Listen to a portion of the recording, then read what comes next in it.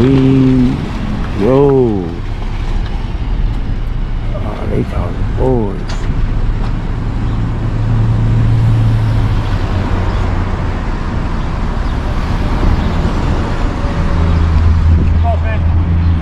How you doing? We got called here because you're recording the building and recording employees. I doing what? You're recording the building, recording the employees. How would I be able to? What's your name and your badge number? Officer Clintz. Clintz? Yep, Clintz. Badge number 2205. Okay, now say that one more time. What you just said. So, got called here because you're standing outside of the bank, recording the employees. They've asked you to stop. They've asked you to leave. They did not.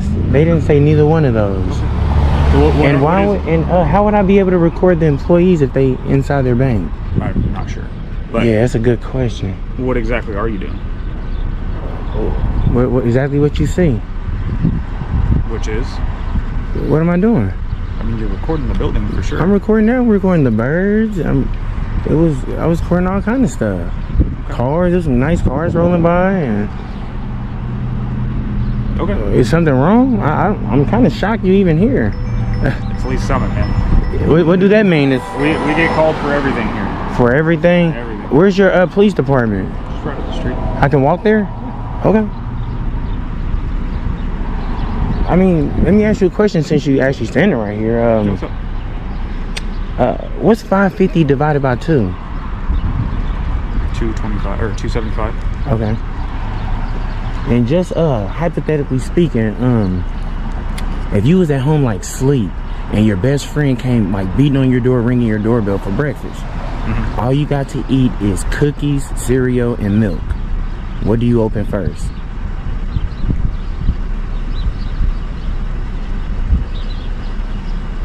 Probably the door. Okay. Maybe if I can get 2 more out of you, what is the 3rd and 4th letter in alphabet? 3rd and 4th? Yeah. Buckle up, because what you're about to witness is one of the most stunning examples of how quickly a routine police response can unravel when the officers who respond aren't prepared for someone who actually knows their rights. In today's courtroom-style breakdown, we're stepping outside the court and into a real-world encounter that exposes a major issue. Officers who enforce laws every day, yet struggle to recall the very constitutional rights they're sworn to protect. Right from the start, this incident flips the script. Instead of the citizen being confused, intimidated, or pressured, it's the officers who get thrown off balance. And the more they talk, the deeper they sink. We're going to see confusion over the First Amendment, hesitation over the Fourth, and a whole lot of scrambling to justify demands that simply have no legal foundation. But here's the real twist. The citizen doesn't raise his voice, doesn't resist, doesn't even escalate. He simply asks questions, simple ones, and the officer's responses reveal just how unprepared they are for someone who understands the law they enforce. This video isn't just entertaining. It's an eye-opener about accountability, training, and how vital it is for the public to recognize when their rights are being tested. Stay locked in, because by the end of this, you're going to see a sergeant attempt cleanup duty, excuses about nonsense questions, and a moment where the officer's logic collapses faster than their patience. Let's get into it. C&D. Okay. And the last question I can ask you is, what's the First Amendment? First Amendment? Yeah, the 5 elements of the First Amendment. Oh man, dude, it's been so long. So long? What do you mean by that? So long since I've like studied that. Studied that specific amendment. The first. It's the first. It's free speech. Religion. I don't know, man.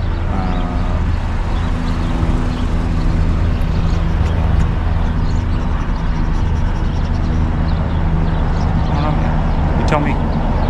How long was the academy? The academy? Yeah.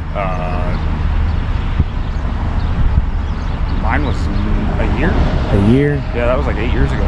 8 years ago? I'm not saying that you're doing anything No, you're wrong. fine. I'm gonna let you try to redeem yourself. What is the 4th Amendment? 4th Amendment? Yeah. Hit me with the hard ones today, man. You know the 5th? What's the 5th? Hey, Aguayo, you mind just staying with him for a minute? You know the 5th Amendment? Yeah, he's just recording. You know the 5th? Yeah, we are recording, right? You recording? Hey, but are you recording, Officer Clint? Yes, sir. Okay. Hey, let them know now. I'm gonna have inside their bank when you go in there. How you doing, man? Good. You work for a company, or just? What do you mean? You just kind of doing this for fun, or work for Doing a company? what? Just recording and going in banks and stuff. I did not go in the bank. Did they say that? I believe so. Please, that make a big difference if they said that. Yeah. What's your name and badge number? How you pronounce that? Aguayo. Aguayo. I wanted to actually take a stab at it. 2228. That's it. Okay. Yeah, man, I was just out here digging in my butt, taking some pictures. It was a nice berry tree over there, and I seen some cardinals over there. And I didn't get her name, but she came out. She was screaming, but I really couldn't make out what she was saying. Like somebody in the bank or a customer? No, somebody in the bank. I think it was a worker there. So you were just looking at cardinals, you said? I was just walking around. So just walking. It's a nice day, isn't it? It is very nice. Shit, before the sun come out, you know. Yeah. So something that you're is that your partner? Are y'all partners? We work together. Y'all work together? Right here, notice the shift. The officers walk up with confidence as if the complaint already proves wrongdoing.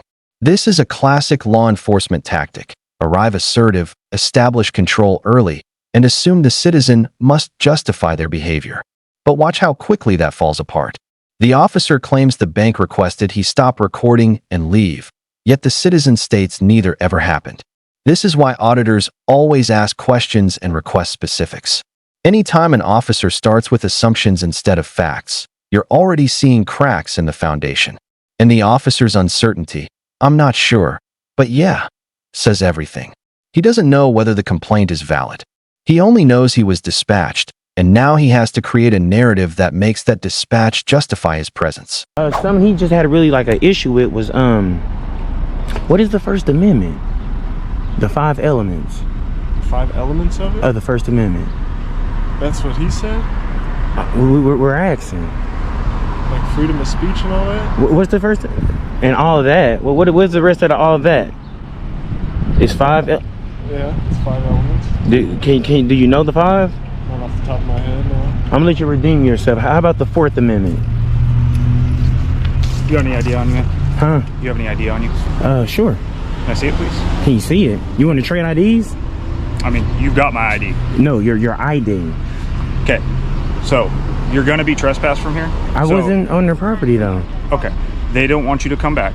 Well, let them know if you can go back. So what I need from you... If you can go back in there, let them know I trespassed them as well. I never stepped on their property. What I need from you is your ID. Can we get a supervisor out here, please? Sure. Yeah.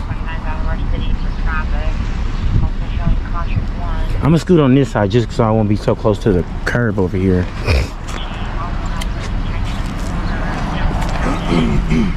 Yes, you guys. So we got Officer Clint. He's actually demanding ID from the sidewalk. We never went on their property.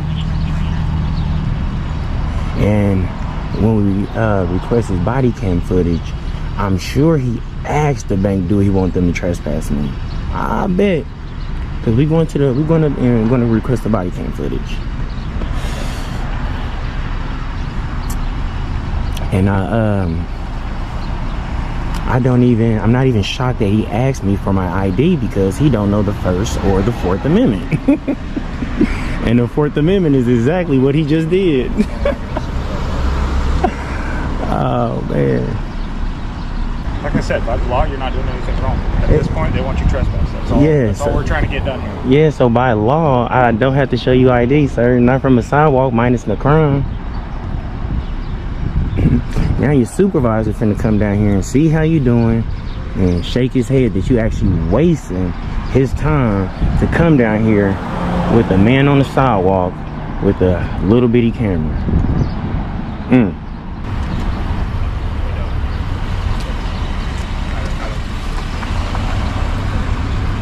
I see that. Is that for breast cancer? It's coming up. Yeah.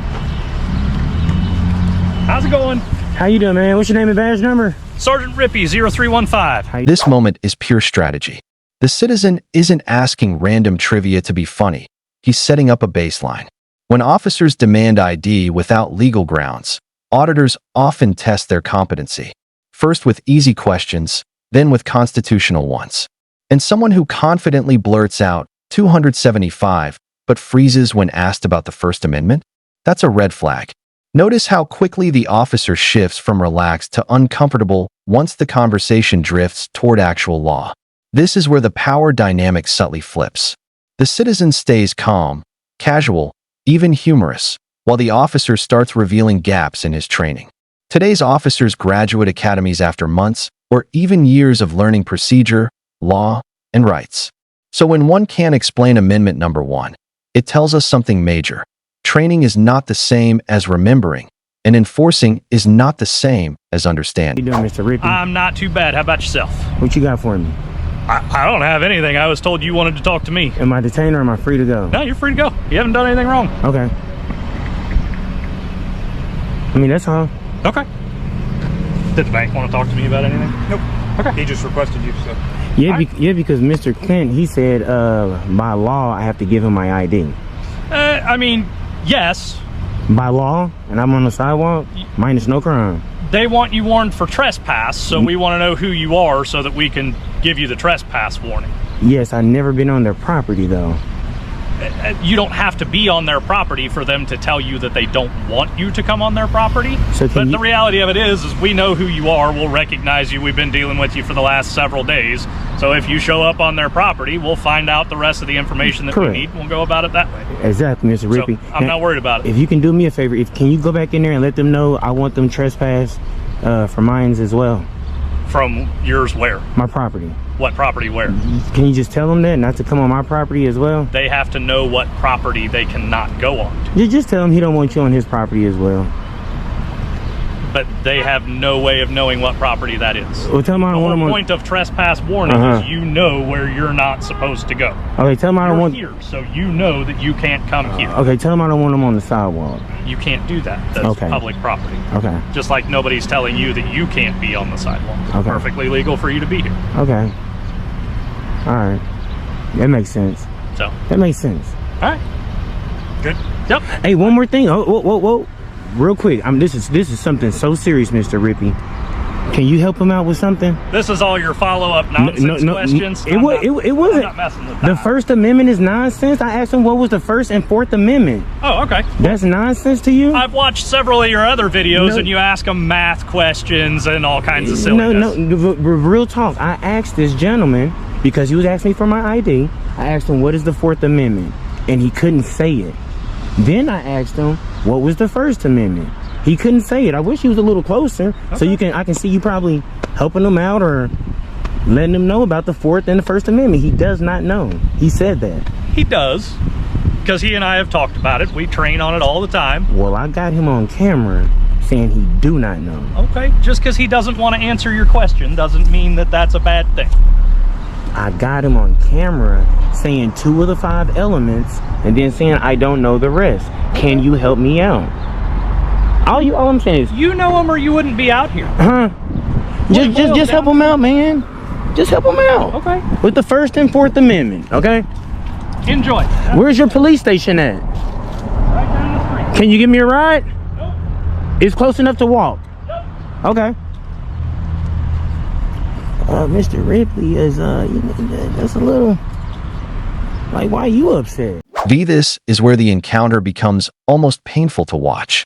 The officer is willing to guess at math problems and casual trivia, but the moment an actual constitutional question comes up, it's like someone unplugged his brain. The First and Fourth Amendments are not obscure legal footnotes. They are foundational protections every officer must know. The first covers expression and the right to record. The fourth protects against unlawful searches and seizures. These are the exact amendments that apply to situations involving ID demands. So when an officer demanding ID can't explain the law behind his demand, that's a problem. And the citizen knows it. He's not trying to embarrass the officer. He's exposing the contradiction. If you don't know the rule, how can you enforce it?